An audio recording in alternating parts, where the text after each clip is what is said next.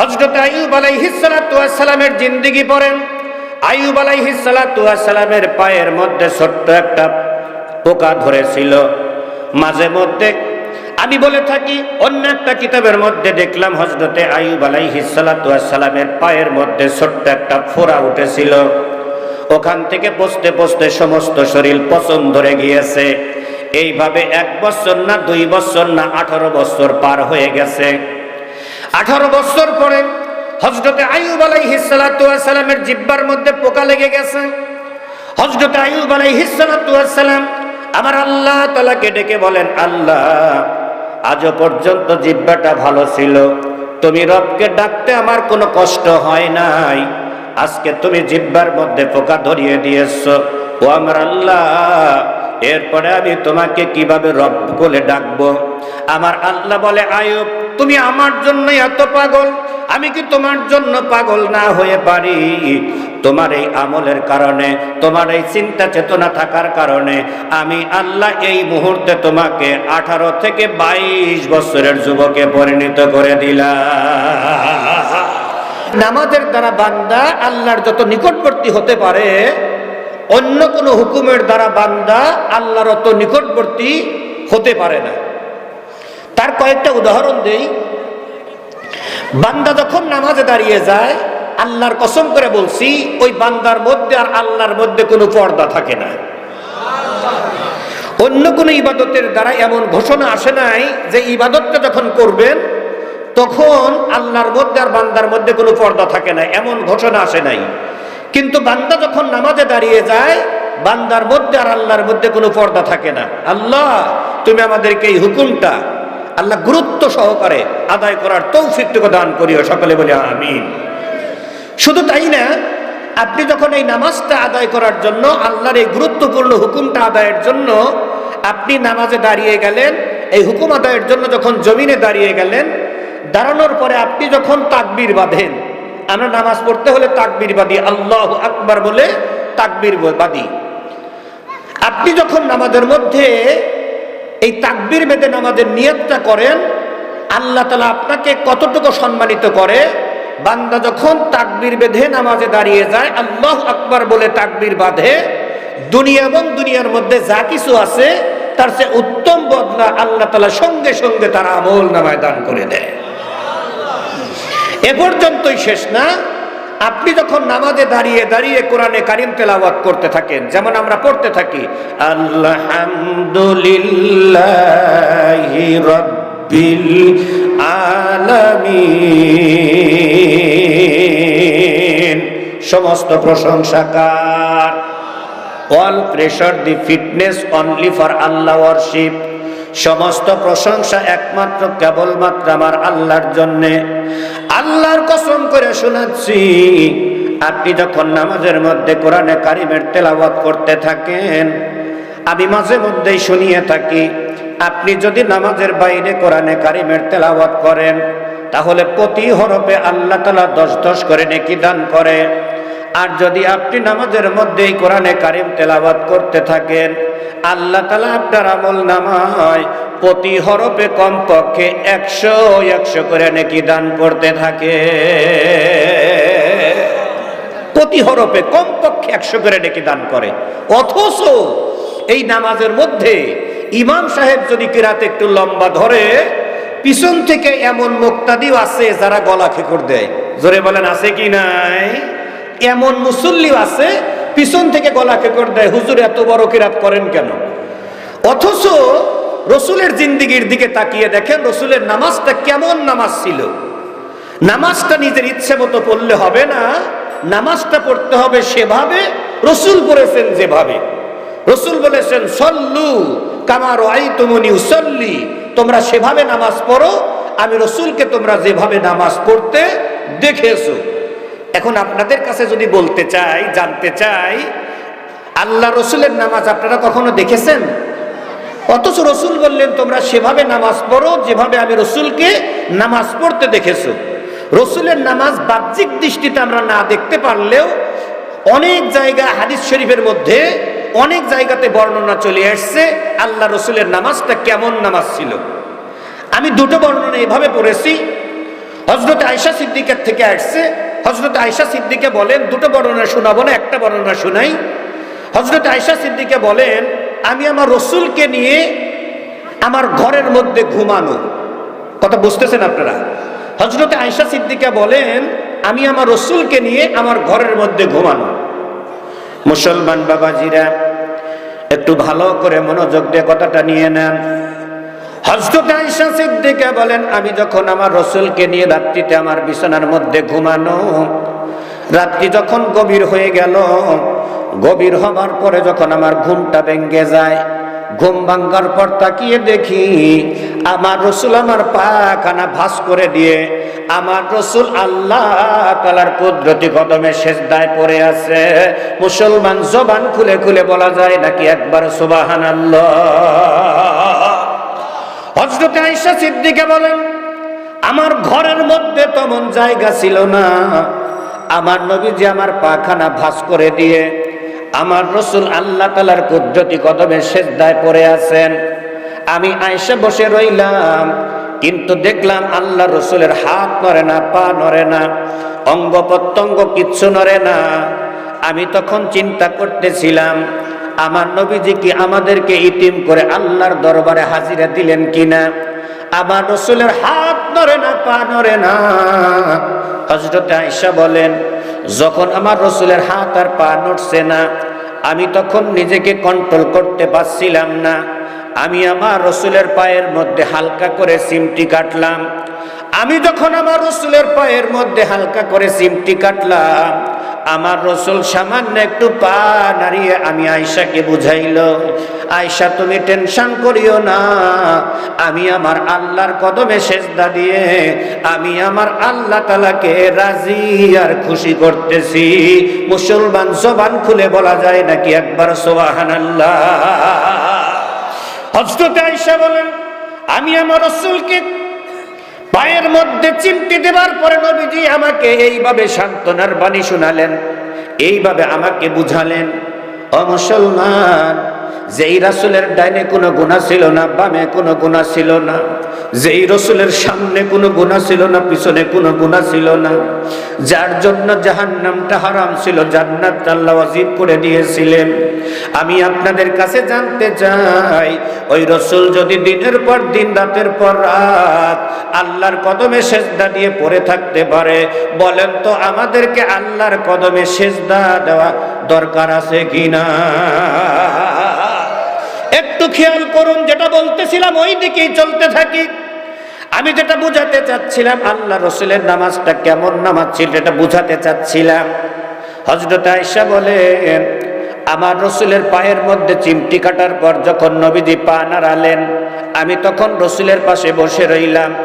আল্লাহর রাসূল সিজদার থেকে মাথা উঠালেন, আল্লাহর রাসূল ডান দিকে যখন সালাম ফিরালেন, বাম দিকে যখন সালাম ফিরালেন, হযরত বেলাল মসজিদের মধ্যে আজান দিয়ে দিলেন, ফজরের আজান দিয়ে দিলেন। আমি নবীকে বললাম, নবীজি আপনি এই সারা রাত্রে কয় রাকাত নামাজ পড়লেন, আপনার কাছ থেকে জানতে চাই।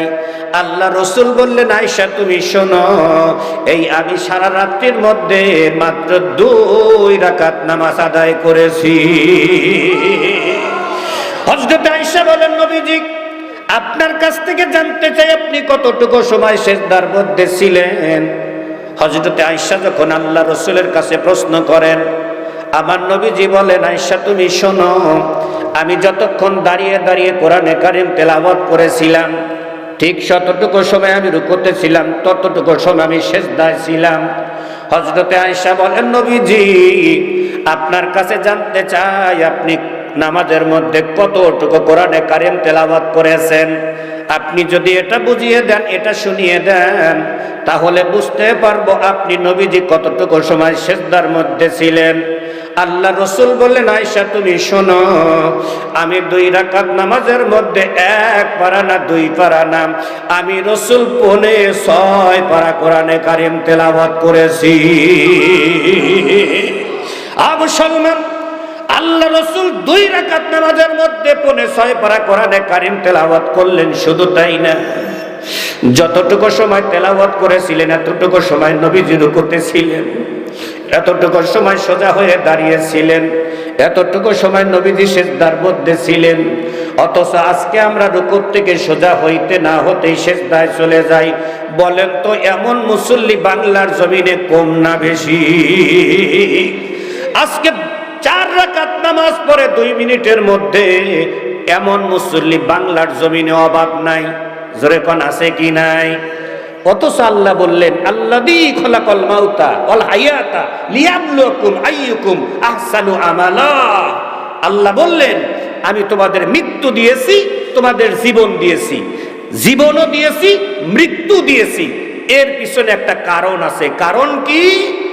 আমি দেখতে চাই, আমি জানতে চাই তোমাদের মধ্যে কে সবচেয়ে সুন্দর রূপে আমল করে।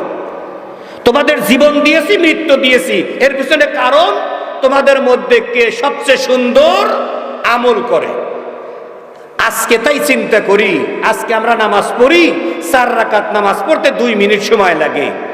সব তাড়াহুড়ো নামাজের মধ্যে গিয়ে বাইরে আসলে আর কোনো তাড়াহুড়া নাই। কথা বলেন না কেন?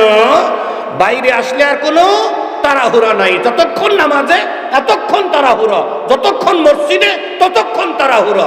আল্লাহ তুমি আমাদেরকে এই কথাগুলো বোঝার তৌফিক দান করো। সকলে বলি আমিন। এই জন্য বাংলাদেশ জুড়ে ঘুরে ঘুরে মানুষকে দাওয়াত দেই, আপনার এত নামাজ পড়া দরকার নাই, আপনি অল্প করে পড়েন, কিন্তু সেটা যেন নামাজের মতো হয়। সেটা যেন কিসের মতো হয়? নামাজের মতো হয়। মাঝে মধ্যে একটা উদাহরণ দেই, একটু শোনেন। মাঝে মধ্যেই কথাটা বলে থাকি। আপনি মনে করেন পাট বুনেছেন, পাট চেনেন তো? আমরা পাট চেনেন তো সবাই? আল্লাহ হুকরার মানুষ যদি পাট না চেনে তাহলে কোন দেশের মানুষ চিনব? আপনি পাট বুনেছেন, কিন্তু হঠাৎ করে আষাঢ়ে পানি এসে আপনার একবার পাটের ক্ষেতের মধ্যে পেট পানি হয়ে গেছে। এখন মনে করেন 1 বিঘে জমি পানি হয়েছে, পেট পানি। আপনি গ্রাম জুড়ে কামলা খুঁজছেন, কামলা খুঁজে পাইছেন মাত্র 2 জন। কয়জন পাইছেন? 2 জন পাইছেন। 2 জন কামলাকে বললেন আমার অমুক জায়গা যে 1 বিঘে জমি আছে, পেট পানি হয়েছে পাট ক্ষেতের মধ্যে, ওখানে গিয়ে পাটগুলো কাটোগে। এখন 2 কামলা মনে করেন দুপুরের আগেই কাটার কাম শেষ। আইসা মালিককে বলতেছে টাকা দেন। মালিকে চিন্তা করে কয় কি রে, 2 জন মানুষ পাঠাইলাম, খেত হলে 1 বিঘা 33 ডিসিমাল, আর বলতেছে দুপুরে আগে কাটা শেষ, দেখে আসি কোন অবস্থায় কাটছে। এখন মালিকে গিয়া দেখে পানির 4 আঙ্গুল নিচেই খালি কাটছে। কথা বুঝতেছেন আপনারা? পানির 4 আঙ্গুল নিচে কেটে 1 বিঘা শেষ করছে। আচ্ছা বলেন তো, মালিকে যদি এই অবস্থা দেখে, যে 2 জনকে কামলা নিছিলেন ওই 2 জনকে কি মজুরি দিবে? আরে কথা বলেন না কেন? পারলে পারে কিছু উত্তম মাধ্যম দিবে। আচ্ছা বলেন তো, ওইখানে পুরো 1 বিঘা না কেটে যদি 10 ডিসিমাল বা 7 ডিসিমাল কেটে আসতো গোড়া গেছে, আর যদি মালিকের কাছে টাকা চেত, বলেন তো মালিকে মজুরি দিত কি দিত না? আমি সহজ করে বুঝাইলাম আপনাদের কাছে। 1 বিঘা কাটা দরকার নাই, খালি উপরে 1 বিঘা কাটা দরকার নাই, গোড়া গেছে 5 ডিসিমাল কাটেন, তারপরেও মালিকে আপনাকে মজুরি দিবে। কথা বলেন না কেন? এই জন্য আমলটা যেন আল্লাহ রসুল যেভাবে করেছেন ওইভাবে করতে পারি। আল্লাহ তুমি ওইভাবে আমল করার তৌফিক দান করো। সকলে বলি আমিন। আর একটু জবান খুলে বল না কেন? আমি যেটা বলতেছিলাম ওদিকেই চলতে থাকি। মুসলমান, আপনি যখন নামাজ আদায় করেন, নামাজের মধ্যে যতক্ষণ পর্যন্ত কোরআনে কারিমের তেলাওয়াত করবেন, প্রতি হরফে আল্লাহ 100 নেকি করে দান করবে। এ পর্যন্তই শেষ না। আপনি যখন নামাজের মধ্যে রুকুতে চলে যান, আপনাদের কাছে জানতে চাই নামাজ পড়তে হলে রুকু করা দরকার আছে কি নাই? আর একটু জোরে কর না কেন? আপনি যখন নামাজের মধ্যে রুকু করেন, আল্লাহ তাআলা আপনাকে কত বড় মর্তবাবান করে দেয়। আপনি যখন জমিনের মধ্যে নামাজে দাঁড়িয়ে নামাজের রুকুতে চলে যান, আপনার ওজন বরাবর স্বর্ণ আল্লাহর রাস্তায় দান করলে যে সওয়াব হয়, ওই পরিমাণ সওয়াব আমার আল্লাহ আপনার আমল নামায় দান করে দেয়। এ পর্যন্ত শেষ না। আপনি যখন নামাজে সিজদায় চলে যান, আল্লাহ তাআলা যত জিন আর ইনসান দুনিয়াতে সৃষ্টি করেছেন, এই সিজদার দ্বারা জিন আর ইনসানের সংখ্যা বরাবর সওয়াব আল্লাহ তাআলা আপনার আমল নামায় দান করে দেয়। এ পর্যন্তই শেষ না। আপনি যখন নামাজের মধ্যে আত্তাহিয়াতুর সূরাতে বসেন, আপনি যখন নামাজ শেষ করার জন্য আত্তাহিয়াতুর সূরাতে বসেন, আল্লাহ তাআলা আপনাকে কত বড় মর্যাদাপূর্ণ করে। একটু খেয়াল করেন, হযরতে আইয়ুব আলাইহিস সালাতু ওয়াস সালামের নাম আপনারা নিশ্চয়ই শুনেছেন, আর হযরতে ইয়াকুব আলাইহিস সালাতু ওয়াস সালামের নাম শুনেছেন। আমি দুটো বর্ণনা দিতে চাই না। হযরতে আইয়ুব আলাইহিস সালাতু ওয়াস সালামের জিন্দেগি পড়েন। আইয়ুব আলাইহিস সালাতু ওয়াস সালামের পায়ের মধ্যে ছোট্ট একটা পোকা ধরেছিল। মাঝে মধ্যে আমি বলে থাকি, অন্য একটা কিতাবের মধ্যে দেখলাম হযরতে আইয়ুব আলাইহিস সালাতু ওয়াস সালামের পায়ের মধ্যে ছোট্ট একটা ফোঁড়া উঠেছিল। ওখান থেকে পচতে পচতে সমস্ত শরীর পচন ধরে গিয়েছে। এইভাবে 1 বছর না 2 বছর না 18 বছর পার হয়ে গেছে। 18 বছর পরে হযরতে আইয়ুব আলাইহিস সালাতু ওয়াস সালামের জিহ্বার মধ্যে পোকা লেগে গেছে। হযরতে আইয়ুব আলাইহিস সালাতু ওয়াস সালাম আমার আল্লাহ তাআলাকে ডেকে বলেন, আল্লাহ, আজও পর্যন্ত জিহ্বাটা ভালো ছিল, তুমি রবকে ডাকতে আমার কোনো কষ্ট হয় নাই, আজকে তুমি জিহ্বার মধ্যে পোকা ধরিয়ে দিয়েছো। ও আমার আল্লাহ, এরপরে আমি তোমাকে কিভাবে রব বলে ডাকবো? আমার আল্লাহ বলে, আইয়ুব, তুমি আমার জন্য এত পাগল, আমি কি তোমার জন্য পাগল না হয়ে পারি? তোমার এই আমলের কারণে, তোমার এই চিন্তা চেতনা থাকার কারণে আমি আল্লাহ এই মুহূর্তে তোমাকে 18 থেকে 22 বছরের যুবকে পরিণত করে দিলাম। এ পর্যন্ত শেষ নাই, এটা বুঝাতে চাচ্ছি না। হযরতে আইয়ুব আলাইহিস সালাতু ওয়াস সালাম 18 বছর আল্লাহর গোলামি করে যত সওয়াব অর্জন করেছিলেন, উম্মতি মুহাম্মদি যদি নামাজের মধ্যে আত্তাহিয়াতুর সূরাতে বসে, আইয়ুব নবীর 18 বছরের ইবাদতের সমপরিমাণ সওয়াব উম্মতি মুহাম্মদিকে আত্তাহিয়াতুর সূরাতে বসার দ্বারা তার আমলনামায় দান করে দেয়। এ পর্যন্ত শেষ না। আপনি যখন আত্তাহিয়াত পড়তে থাকেন, আপনার নামাজখানা আপনার কপালের উপরে ঝুলন্ত অবস্থায় থেকে যায়। আপনি যখন দরুদ ইব্রাহিম পড়তে থাকেন, এই নামাজখানা আল্লাহ তাআলার কুদরতি কদমের মধ্যে নাড়া দেয়। আমার আল্লাহ বলতে থাকে, নামাজ, তুমি এসে আমি আল্লাহর কুদরতি কদমের মধ্যে কেন নাড়া দিচ্ছ?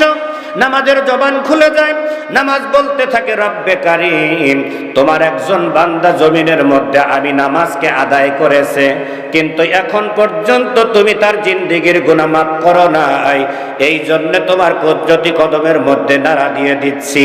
আমার আল্লাহ বলে, নামাজ রে, আমার ওই বান্দার জন্য সাক্ষী হ, আমি আল্লাহ তার পিছনের জিন্দেগির সমস্ত গুনাহকে মাফ করে দিয়েছি। এ পর্যন্ত শেষ না। একটু খেয়াল করেন, আপনি যখন নামাজ শেষ করার জন্য ডান দিকে সালাম ফিরান, আল্লাহ তাআলা আপনার জন্য 8টি জান্নাতের দরজা খুলে দেয়। আর একটু জোরে। আর আপনি যখন বাম দিকে সালাম ফিরিয়ে নামাজটা শেষ করতে যান, আল্লাহ তাআলা আপনার জন্য রাজি আর খুশি হয়ে আল্লাহ তাআলা আপনার জন্য জাহান্নামের 7টি দরজার মধ্যে আল্লাহ তাআলা লাগিয়ে দেয়। এখন আমি আপনাদের কাছে জানতে চাই, তাহলে নামাজ পড়া দরকার আছে কি নাই? আল্লাহ কইলে 26 সাল থেকে পড়বো, ঠিক আছে না ইনশাআল্লাহ? 2-4 জন তাও কয় নাই, কারণ জানে যে 26 সালে তো পড়বো না। তারপরে চিন্তা ভাবনা আছে। আল্লাহ, তুমি আমাদেরকে 5 ওয়াক্ত নামাজ হিসেবে কবুল করো। সকলে বলি আমিন। আর একটু জবান খুলে কর না কেন? কিয়ামতের ময়দানে বান্দা সর্বপ্রথম নামাজের হিসাবটা গ্রহণ করবে। রাসূল বলেছেন, আউয়ালু মা ইউহাসাবু বিহিল আবদু ইয়াউমাল কিয়ামাতিস সালাহ। আল্লাহ রাসূল বলেন, কিয়ামতের ময়দানে বান্দা সর্বপ্রথম নামাজের হিসাব নিবে। নামাজ থেকে যদি বান্দা বেঁচে যায়, আল্লাহ তাআলা বান্দাকে প্রত্যেকটা ঘাটি থেকে বাঁচিয়ে ওই বান্দাকে সরাসরি আল্লাহর জান্নাতের মেহমান বানিয়ে দিবে। তাহলে নামাজ পড়া দরকার আছে কি নাই? শুধু নিজে নামাজ পড়বো, বাড়িতে কাউকে বলবো না, ঠিক আছে না? কেন, এমন বাবাও তো আছে, সন্তান বিয়ে করছে, নতুন বিয়ে করছে, খালি তাই না, 20 বছর বয়স, 18 বছর বয়স, সন্তান নাক ফুলায়া নাক ডেকে ঘুমাচ্ছে, আর বাবা যাচ্ছে নামাজে মসজিদে। এমন বাবা বাংলার জমিনে কম না বেশি? এত সকালে ডাক দেওয়া দরকার নাই। আল্লাহ তুমি হেফাজত করো। অথচ নিজে জাহান্নাম থেকে বাঁচতে হবে, অপরকেও জাহান্নাম থেকে বাঁচাতে হবে। এটা আমার ঘোষণা না, এটা রাসূলের ঘোষণা না। এই ঘোষণার কার? আল্লাহ তাআলা বলছে, কু আনফুসাকুম ওয়া আহলিকুম নার, নিজে জাহান্নামের আগুন থেকে বাঁচো আর অপরকে জাহান্নামের আগুন থেকে বাঁচাও। আল্লাহ তুমি আমাদেরকে তৌফিক দান করো, সকলে বলি আমিন। তাহলে নিজে জাহান্নাম থেকে বাঁচবো, অপরকে বাঁচাবো, রাজি আছি তো ইনশাআল্লাহ? আগামী কাল থেকে নিয়ত করব, মসজিদে যখন যাব একজনকে সাথে করে নিয়ে যাব। লাভ হবে কি, আপনি একজনকে সাথে করে যদি মসজিদে নিয়ে যান, আপনার নামাজ হয় নাই, যাকে নিয়ে গেছেন তার নামাজও হয় নাই, কিন্তু একজন ব্যক্তিকে নিয়ে নামাজে দাঁড় করিয়ে দেওয়ার কারণে আল্লাহ তাআলা আপনাকে কবুলিয়াত নামাজের সওয়াব আপনার আমল নামায় দান করে দিবে। পারবো তো ইনশাআল্লাহ? তাহলে নিজে নামাজ পড়বো, অপরকে নামাজ পড়াবো, চেষ্টা করব। সম্মানিত উপস্থিতি, আর আমি আপনাদের কাছে বলবো, আজকে এই যে হাফিজিয়া মাদ্রাসা, এত সুন্দর একটা মার্কাজ এখানে খোলা হয়েছে, অথচ এইখানে আমরা অনেকেই সন্তান দিতে চাই না। চিন্তা করি, আমার সন্তান যদি হাফেজ বানাই, আমার এই সন্তানটা করে খাবে কি? এইরকম একটা চিন্তা, এমন একটা টেন্ডেন্সি আমাদের মাথার ভিতরে সর্বক্ষণের জন্য কাজ করে। আমি আপনাদের কাছে বলছি, রিজিকের মালিক যেন কে? আর একটু জোরে কর না কে? এটা আমার কথা না, আমার আল্লাহ কোরআনে কারিম দিয়ে জানিয়ে দিলেন, ওমা মিন দাব্বাতিন ফিল আরদ ইল্লা আলাল্লাহি রিজকুহা। আল্লাহ বললেন, এমন কোন সৃষ্টিজীব নেই যার রিজিকের দায়িত্ব আমি আল্লাহ আমার হাতের মধ্যে তুলে নেইনি। এখান থেকে স্পষ্ট হয়ে গেল, প্রত্যেকটা সৃষ্টিজীবের রিজিকের দায়িত্ব যেন কার হাতে।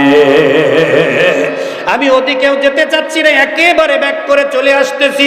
আমি আপনাদের শুধু বুঝাতে চাচ্ছিলাম, একটা সন্তানকে মাদ্রাসায় দিলে মনে করেন আমার সন্তান কি করে খাবে, আমার সন্তান মাদ্রাসায় পড়াইলে কি করে খাবে। আমি আপনাদের কাছে বলতে চাই, আপনার সন্তানকে যদি আপনি বিসিএস করান, পিএইচডি করান, কয়েকটা সাবজেক্টের উপরে মাস্টার্স করান, ইওনো টিওনো ম্যাজিস্ট্রেট যাই বানান না কেন, আপনার তকদিরে যতটুকু রিজিক আছে, আপনার ওই ম্যাজিস্ট্রেট সন্তান ওই টাকা কামাই করবে, হাফেজ সন্তান ওই টাকা কামাই করবে। 1 টাকা 19 আর 20 সবার কোনো সুযোগ নাই। রিজিকের যদি লেভেল থাকে 10, 11 বানানোর কোনো সুযোগ নাই। 11 বানানোর জন্য চেষ্টা করবেন, আল্লাহ তাআলা বিপদ দিয়ে আপনাকে 8-এ নিয়ে আসবে, 7-এ নিয়ে আসবে, 6-এ নিয়ে আসবে। আবার খামসাখামসি করে 11 বানানোর জন্য চেষ্টা করবেন, আবার বিপদ দিয়ে আল্লাহ তাআলা 6-8-এ নিয়ে আসবে।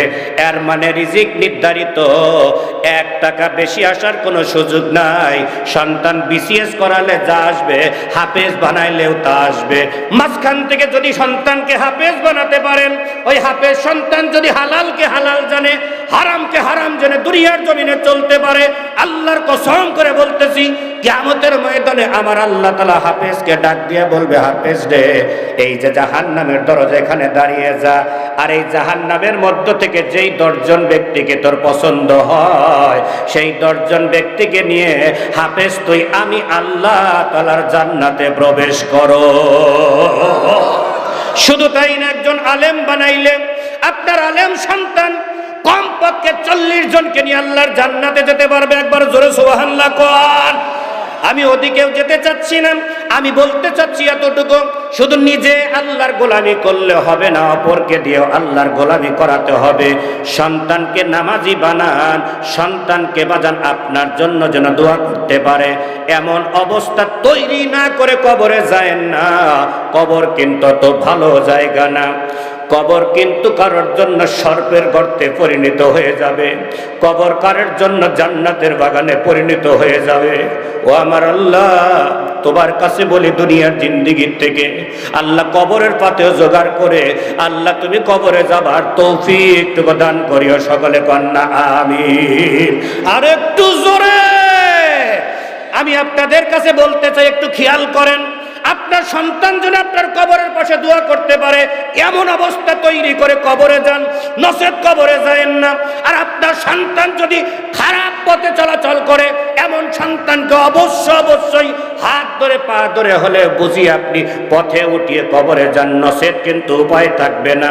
আমি মাঝে মধ্যে একটা ঘটনা বলে থাকি, আপনি যদি নেক সন্তান দুনিয়াতে রেখে যান, আপনার কবরে কোন অবস্থা হবে, আর বদ সন্তান যদি রেখে যান, কবরে কোন অবস্থা হবে। ছোট্ট একটা ঘটনা বলে আমি আপনাদের কাছ থেকে বিদায় নিতে চাচ্ছি, কারণ আমার সময় একেবারে